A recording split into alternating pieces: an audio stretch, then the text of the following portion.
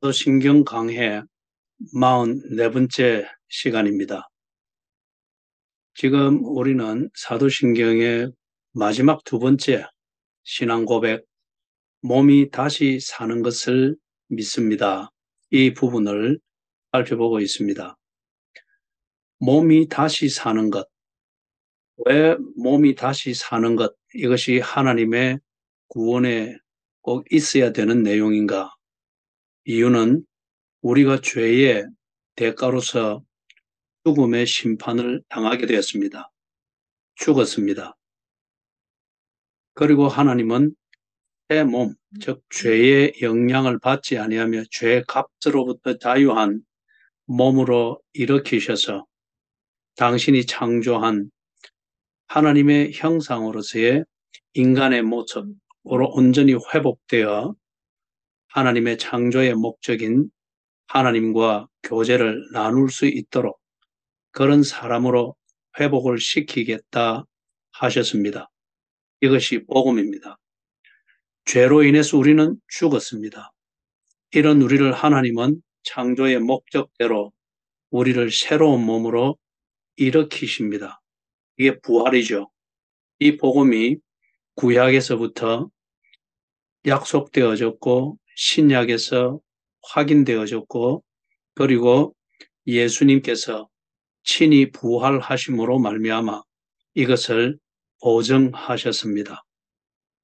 이제 몸이 다시 사는 것, 이 구원을 그 상태가 어떻게 진행이 되어지는지, 다시 말해서 예수님의 부활로 증명되어진 몸이 다시 사는 것, 이게 현재 우리에게 어떻게 이 구원이 이루어지고 있는지 이것을 오늘 살피고자 하는 겁니다. 먼저 우리는 하나님의 이 구속의 은혜로 말미암아, 그래서 예수의 부활하심 이 사건으로 말미암아 보정되어진 이 구속의 은혜가 지금 이 땅에서 우리가 현재 누리고 있는 것입니다. 그 구속의 은혜를 누리고 있는 것입니다. 완성된 것은 아닙니다. 완성되어지는 이 구속의 은혜를 현재 이 땅의 삶에서 누리고 있습니다. 그게 뭐냐? 현재 우리가 사는 이 그리스도인의 삶, 이것은 예수 그리스도의 복음을 우리가 받아들임으로 하나님의 자녀가 되었다 그러지 않습니까? 그것의 실제 상태는 어떤 것인가? 우리가 하나님의 자녀가 되는 그 순간 성령님은 우리와 함께 계십니다. 우리는 이것을 좀 어려운 표현으로 성령의 내재하심이다. 그렇게 표현을 합니다. 다시 말해서 거듭났다. 이것의 증거는 성령의 내재하심입니다. 하나님의 구원의 은혜가 내게 시작이 되었다. 내가 하나님의 자녀로서 새 삶, 구원받은 삶이 시작되어졌다. 그것의 시작이 뭐냐? 성령이 내재하신다. 나와 함께 계시면서 하나님의 백성으로서 다스려 주신다. 이것이 현재의 그리스도인의 삶입니다. 이 부분에 대해서는 로마서 8장 9절에서부터 11절 이 부분에 잘 나타나 있는데 우리가 한번 먼저 살펴보겠습니다. 로마서 8장 9절에서부터 11절 만일 너희 속에 하나님의 영이 거하시면 너희가 육신에 있지 아니하고 영에 있나니 누구든지 그리스도의 영이 없으면 그리스도의 사람이 아니라 또 그리스도께서 너희 안에 계시면 몸은 죄로 말미암아 죽은 것이나 영은 의로 말미암아 살아있는 것이니라. 예수를 죽은 자 가운데서 살리신 이의 영이 너희 안에 거하시면 그리스도 예수를 죽은 자 가운데서 살리신 이가 너희 안에 거하시는 그의 영으로 말미암아 너희 죽을 몸도 살리시리라. 성령의 내재하심. 그렇다고 해서 성령이 내 안에 계신다, 내 마음이 꼭 그런 장소로 제한할 문제가 아니고 하나님의 영이신 성령께서 나를 통치하시고 다스리셔서 하나님의 자녀에게 주어지는 하나님의 보호와 양육과 인도하심을 공급하신다. 그 말을 우리는 성령에 내재하십니다. 이렇게 표현하는 겁니다. 성령의 이 내재하시는 은혜는 우리의 몸이 죽었다가 다시 살아나는, 부활하는 그때까지 성령은 우리를 주관하십니다. 몸의 구속이 이루어지는 그때까지, 그때가 언젠가 부활의 몸이 다시 살아나는 것, 부활의 때입니다. 에베소서 1장 13절, 14절 여러분이 참고하십시오. 성령에 내재하셔서 우리를 이렇게 다스려 주시는 것, 이것이 뭔가? 이건 우리의 영혼만을 다스려 주시는 것이 아니라 우리의 몸, 이거 육체의 삶까지 다스려 주셔야 하나님의 뜻대로 우리가 생활하고 또 그렇게 살아가는 데서 성숙이 되겠죠. 이걸 보고 뭐라 하는가 하면은 성화라고 합니다. 성령이 내재하심으로 우리를 다스려 주시는데 영혼뿐만 아니라 우리의 몸, 육체적 삶까지 다스려 주시고 우리는 그 안에서 하나님의 뜻을 순종하는 것을 배워가고 성장해 갑니다. 그래서 이게 거룩하게 변화되어 가고 성숙되어 간다라고 해서 성화, 그렇게 말을 하죠. 그래서 성화는 무엇이냐? 우리를 하나님께로 구별하고 하나님께로 거룩하게 구별하고 순결하게 되도록 우리를 다스려 주시는 것, 우리가 그렇게 변해가는 것, 이게 성화입니다. 우리의 몸, 우리의 육체적 이 정욕, 그래서 그 정욕대로 살고자 하는 우리의 몸의 체질과 습관과 성향과 이것을 다스려 주셔서 육신으로 지을 수 있는 죄로부터 우리를 구별하십니다. 이게 거룩하게 구별하는 거죠. 그렇게 해서 우리의 육신이 성화되어져 갑니다. 우리의 육신으로 하나님을 존귀하게 하는 이 삶으로 성숙되어져 가고 변화되어져 가는 것이죠. 잘 아는 성경 말씀 중에 로마서 12장 1절, 여기 보면 우리의 몸을 거룩한 산 제사로 드려라. 성화입니다. 하나님을 존귀하게 하기 위하여 우리의 몸, 육신의 삶을 점점 거룩하게 구별해 나가는 이것이죠. 우리의 몸을 거룩한 산 제사로 드릴 수 있을 정도로 성화되어져 가는 것. 우리가 구속의 은혜를 받고 이 땅에서 살고 있는 현재 삶의 그 내용입니다. 그 다음에 여기서 중간 상태가 있습니다. 이 중간 상태라고 하는 게 뭐냐? 우리 육신의 죽음의 상태입니다. 죽음은 몸과 영혼이 분리되는 것이죠. 이때에 몸은 이 땅에 묻힙니다. 영혼은 바로 천국으로 가서 그리스도와 함께 거하게 됩니다. 분리되어집니다. 이걸 보고 우리는 죽음이라고 말합니다. 우리의 영혼은 우리가 죽을 때, 육신의 죽음을 맞이할 때 우리의 영혼은 하늘로 가서 그리스도와 함께 있습니다. 고린도후서 15장, 고린도후서 5장을 봅니다. 고린도후서 5장 1절 그리고 1절에서 8절을 보면 좋겠는데 1절과 8절만 봅니다. 1절, 만일 땅에 있는 우리의 장막집이 무너지면 즉 육신이 죽게 되면은 하나님께서 지으신 집, 곧 손으로 지은 것이 아니요 하늘에 있는 영원한 집이 우리에게 있는 줄 아느니라. 건너뛰어서 8절을 봅니다. 우리가 담대하여 원하는 바는 차라리 몸을 떠나 주와 함께 있는 그것이라. 우리의 몸과 영혼이 함께 주와 함께 있는 것이 온전한 것입니다. 그런데 지금 우리가 어느 때까지는 죽었을 때에 영혼은 주와 함께 있으나 우리의 몸은 땅에 묻혀 있습니다. 분리된 상태죠. 이 상태를 중간 상태다, 그렇게 말을 합니다. 자, 좀 더 자세히 보면은 영혼은 천국에 있고 그리스도와 함께 있고 몸은 땅에 묻혀 있습니다. 이 몸은 죄로 타락한 몸이기 때문에 이 몸은 썩습니다. 육체는 썩습니다. 그러면 보십시오. 죄의 도구가 되었던 우리의 몸은 썩어 없어집니다. 우리의 영혼은 천국으로 가서 그리스도와 함께 있습니다. 그러면은 여러분, 여기서 어떤 결과가 있습니까?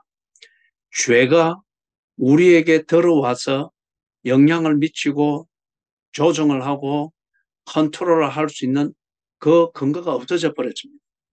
우리의 육신을 그렇게 자극하던 육체가 썩어 없어졌습니다. 우리의 영혼이 천국으로 가서 그리스도와 함께 있기 때문에 죄가 어떤 영향력으로도 침범할 수가 없습니다. 이 말은 무슨 말이죠? 죽음으로 말미암아서 우리는 죄로부터 드디어 자유하게 되었습니다. 죽음으로 말미암아서 죄는 더 이상 우리에게 작용할 수 없게 되어버렸습니다. 그래서 죄로부터 자유하게 되었습니다.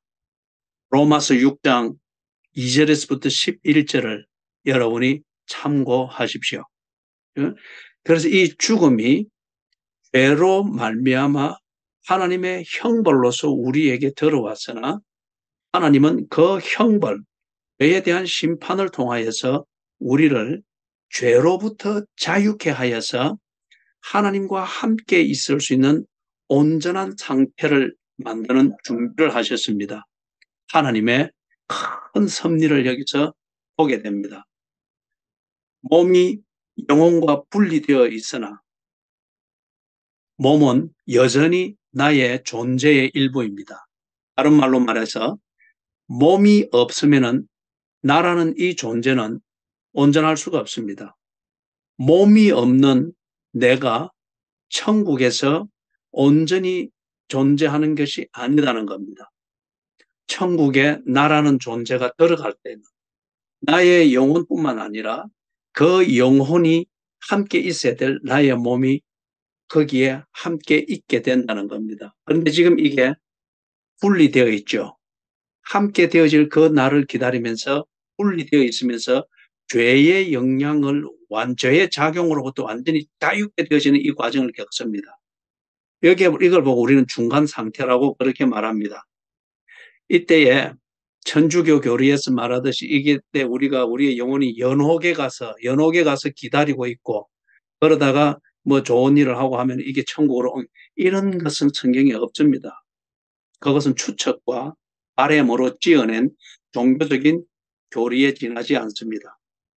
자, 성경이 말하는 이 중간 상태, 죽으면 영혼은 천국으로 가서 그리스도인의 영혼은 천국으로 가서 그리스도와 함께 있고 몸은 죄로 인한 결과로 죽음을 맞이하여 땅에서 묻혀 썩습니다. 이 결과를 통해서 하나님의 큰 섭리는 뭐냐? 우리를 죄로부터 완전히 자유케 하십니다.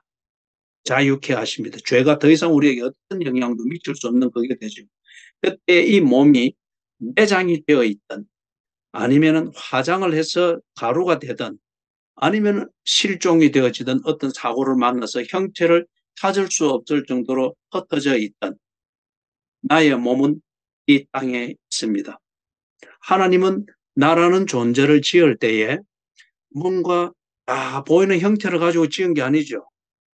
성경의 표현은 흙으로 사람을 지었다고 합니다. 그렇기 때문에 내가 이 몸이 죽는 형태는 어떤 형태가 되든지 간에 나라는 존재에 필요한 몸은 하나님은 알고 계십니다. 그래서 이게 어떤 형태로든 내 육체, 죄로 인하여 죽게 되는 육체는 썩어 없어집니다. 그리고 그 날이 되었을 때, 이 중간 상태가 끝나는 그 날이 되었을 때 내 몸은 일어납니다. 하나님께서 흙으로 사람을 짓듯 흩어져 있는 내 몸, 썩어 있는 내 몸, 이 몸에서 진정한 그 몸을 하나님은 일으켜서 나의 영혼과 다 온전히 일치를 시킨다. 그렇게 말씀을 합니다. 자, 여러분, 보세요. 내 몸이 어떤 형태로 죽든 그리고 썩어 없어져서 먼지가 되었던 간에 내 몸은 그 날이 되면은 일어날 것이다. 이것은 왜 그렇죠? 여러분, 갈라디아서 2장 20절 예를 들면은 그 본문에서 뭐라 그러죠? 내가 그리스도와 함께 십자가에 못 박혔나니 그런즉 이제 내가 사는 것이 아니요 내 안에 그리스도께서 사신 것이라. 그리스도와 연합이 되어진 것이죠. 그렇기 때문에 여러분, 내 몸이라는 지금 눈에 보이는 이 몸은 어떤 형태로든 없어집니다. 죽음과 함께 없어집니다. 우리 눈으로 확인이 안 됩니다. 그러나 실체는 뭡니까? 그리스도와 연합이 되어 있습니다. 그 그리스도께서 몸에 부활을 하셔서 보좌 우편에 앉으시는 성천을 하셨습니다. 그렇기 때문에 내가 그리스도와 연합이 되어 있다고 하면은 내 영혼이 그리스도와 연합이 되어 있기 때문에 내 영혼이 그리스도와 함께 있습니다. 내가 그리스도와 연합이 되는 것은 영혼만 연합된 것이 아니라 내 몸도 연합이 되어 있습니다. 그렇기 때문에 이 몸이 죄로 인하여 죽은 몸, 그리고 새로운 몸으로 일어날 수밖에 없고 그리스도와 함께 있게 될 수밖에 없는 것은 그리스도와 연합이 되어져 있기 때문입니다. 그래서 그리스도께서 부활하여 하늘에 계시다면 그분과 연합된 나의 전 존재, 영혼뿐만 아니라 몸까지도 죄로 인하여 죽고 십자가에 죽고 새 몸으로 일어나 그리스도와 연합이 됩니다. 이게 몸의 부활, 새로운 몸을 입고 일어나야 될 당위성이죠. 그리스도와 연합이 되어 있기 때문에. 그러면 여러분, 영혼과 몸이 분리되어 있는 상태, 죽음이죠. 죽음의 상태죠. 몸이 분리되어 있는 상태이므로 하나님의 구원이, 나를 향한 하나님의 구원이 완성된 것은 아닙니다. 이 구원이 완성으로 진행되고 있는 상태, 그 과정에서 중간 상태, 죽음, 이 상태에 있는 겁니다. 그러면은 하나님께서 이 구원을 완성시키겠죠. 시작하신 분도 하나님이시고 진행하시는 분도 하나님이시고 완성하시는 분도 하나님이십니다. 그래서 로마서 8장 23절을 보면은 이렇게 되어 있습니다. 우리 몸의 구속을 기다리고 있다고 합니다. 우리의 영혼이, 다시 말해서 지금 죽음과 함께 천국으로 가서 그리스도와 함께 있는 우리의 영혼이 우리의 새로워진 이 몸을 기다리고 있습니다. 그래서 우리 몸의 구속을 기다리고 있다고 합니다.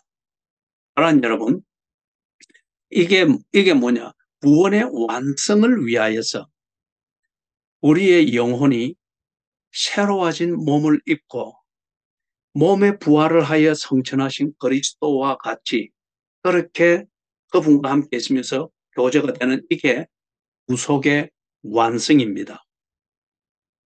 성경은 결코 몸을 멸시하지 않습니다. 플라톤주의나 플라톤 철학, 이데아, 관념, 어떤 이런 것 아니면 영지주의에서 그렇게 말하는 것, 보이는 물질은 악하고 보이지 않는 영은 거룩한 것이다. 어떤 이런 식으로 말하는 것을 통해서 우리의 죽을 때에 영혼은 천국 가지만 몸은 쓸데없는 것입니까? 버림을 당한다. 버려진다. 그래서 몸의 부활을 그런 식으로 부정을 하고 동시에 부활, 기껏 인정하는 것은 영혼이 어떻게 되는 이런 정도로 이원화시켜서 몸은 물질적인 것이니까 부정하고 없어지는 것, 썩어 없어지는 것이다.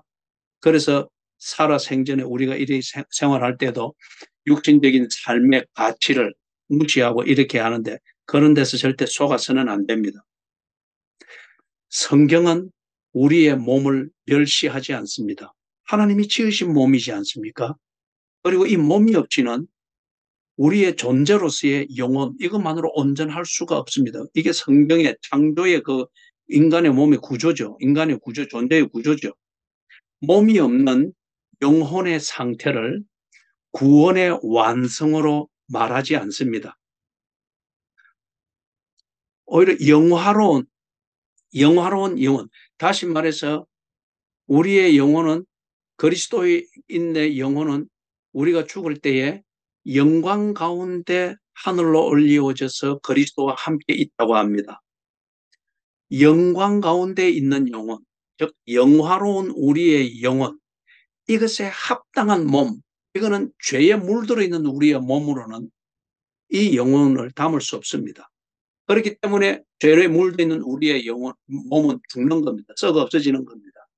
그리고 영화로운 나의 이 영혼에 합당한 몸으로 일어나서 그렇게 천국에서 새로운 몸으로, 새로운 사람으로 온전해지는 겁니다. 이게 죄의 영향을 벗어난 거룩한 몸, 하나님을 섬기고 하나님을 영화롭게 하기에 합당한 몸, 이 몸을 성경은 우리에게 가르치고 하나님은 이 몸으로 일어나게 될 것이다. 몸이 다시 살아나는 것에 대해서 성경은 거듭 약속을 하고 있습니다. 이게 복음의 핵심적인 요소 중에 하나죠. 그렇기 때문에 성경의 많은 성인들이, 우리 신앙의 선조들이 시편에서도 아름답게 그렇게 고백하고 바울도 그걸 그렇게 사모했듯이 그렇게 말하지 않습니까? 예수님도 십자가에 죽으시기 전에 그렇게 기도하면서 그렇게 말씀을 하고 고백을 했던 것처럼, 뭐죠? 내가, 즉 우리가 주와 함께 있을 것입니다. 내가 그리스도와 함께 있을 것입니다. 내가 그리스도와 함께, 예수님께서도 내가 아버지와 함께 있을 것입니다. 바울도 내가 주와 함께 있는 것, 그리스도와 함께 있는 것을 사모하나 아직 여기 할 일이 남아있기 때문에 내가 여기에 더 머뭅니다. 그렇게 고백했지 않습니까? 내가 주와 함께 있을 것입니다. 그게 뭡니까? 내 영혼만이 아니죠. 주와 함께 있다. 그게 가능하려면 내 몸이 함께 있어야 합니다. 영화로워진 내 영혼, 이 영혼과 더불어서 이 영혼에 합당하도록 하나가 되어서 주를 섬기기를 기뻐하는 몸, 영화로운 몸, 성화되어진 몸, 그럴 때에 주와 함께 있는 것이죠. 그렇기 때문에 성경에서 내가 주와 함께 있을 것입니다. 내가 주와 함께 있기를 사모합니다. 이것을 간절히 바라며 그러면서 기꺼이 이 땅의 삶을 마무리하며 그렇게 그리스도인의 삶을 사는데 두려워하지 않고 끝까지 살았던 것은 몸의 부활을 믿었기 때문입니다.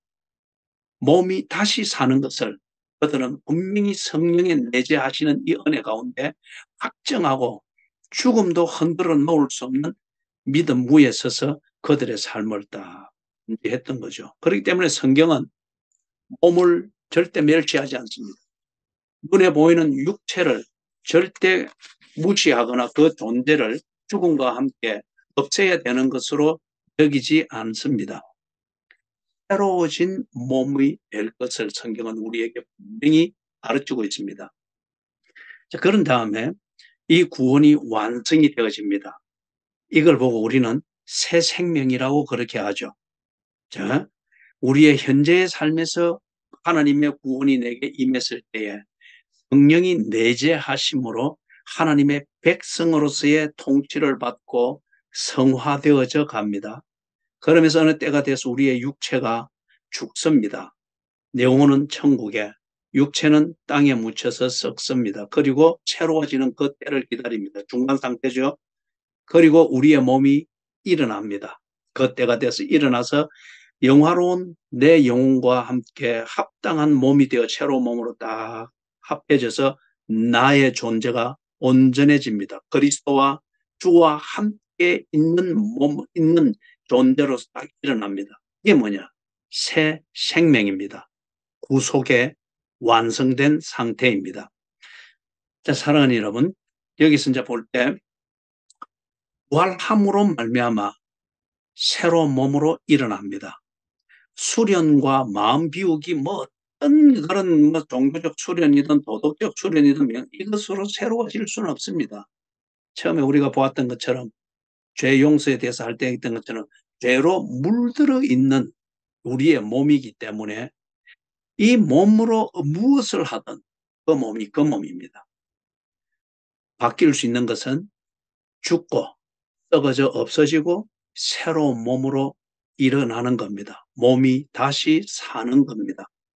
그럴 때에 로마서 8장 23절 그리고 고린도전서 15장 이 부활장이죠. 그리고 빌립보서 3장 11절에서 말하듯이 죄의 권세, 죄의 영향력 이게 더 이상 미칠 수 없는 새로운 몸으로 일어납니다. 부활이죠. 그렇기 때문에 이것을 간절히 기다리는 겁니다. 여러분, 부활과 더불어서 우리가 새로운 몸으로 일어나서 영화로워진 우리의 영혼과 하나가 되어지는 이 새로운 생명의 시작. 우리는 이걸 보고 영화라고 합니다. 영화로워졌다. 하나님을 섬기며 하나님과 함께 거할 수 있는, 주와 함께 거할 수 있는 그러한 존재가 되었다. 영화로워졌다. 다시 말하면 하나님의 형상으로 지음받은 인간으로서 하나님 보시기에 심히 좋은 그런 삶, 그런 하나님과의 교제를 하기에 합당한 상태가 됐다는 겁니다. 영화로워졌다. 고린도전서 15장 42절에서부터 44절입니다.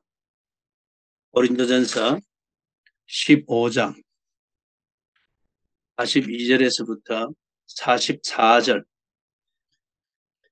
죽은 자의 부활도 그와 같으니 썩을 것으로 심고 썩지 아니할 것으로 다시 살아나며 욕된 것으로 심고 영광스러운 것으로 다시 살아나며 약한 것으로 심고 강한 것으로 다시 살아나며 육의 몸으로 심고 신령한 몸으로 다시 살아나니 육의 몸이 있은즉 또한 영의 몸도 있느니라.